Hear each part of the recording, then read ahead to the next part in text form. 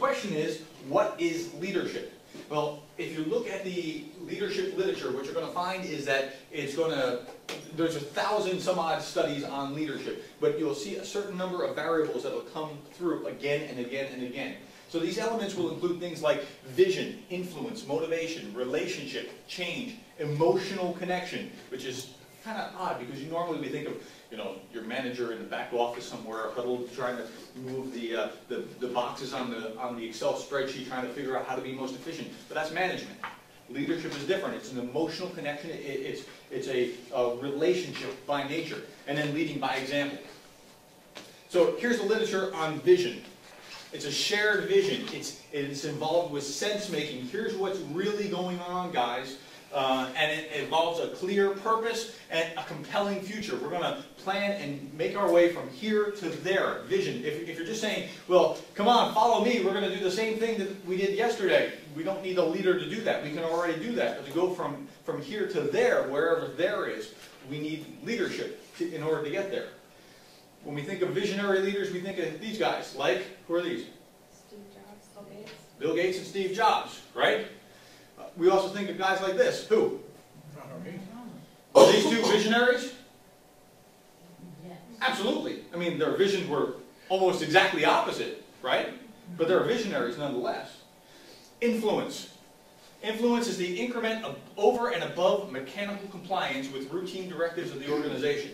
That's what influence is. It's not force, right? It's influence. It's something that will persuade you this way. Leadership is a true measure of the true measure of leadership is influence. Nothing more, nothing less.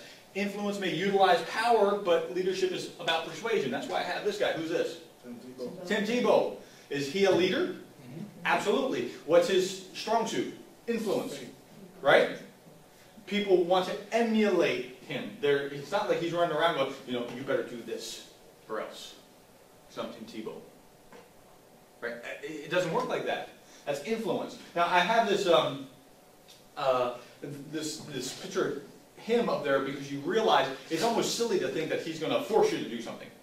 Right? But he's influencing you by his behavior and how he acts and how he interviews. Motivation. Motivation is core to leadership. Leadership is about motivating and inspiring more than controlling. Right? Motivation. And I have this picture of a Canadian dollar. It's called a loonie. Anybody, is that the right term? A loonie, okay? There's a great story here from the 2002 Olympics. In the 2002 Olympics, it was held in Salt Lake City, is that right? I believe it was Salt Lake. Wayne Gretzky, one of the greatest hockey players that ever lived, he's a Canadian, and he had buried a loonie in the ice. And he let it, and I know that kind of looks, you're giving me funny looks here, it kind of seems like an odd thing to do, but he buried it in the ice, in the center of the ice, and quietly let the rumor get out to his players that he had buried this loonie in the ice.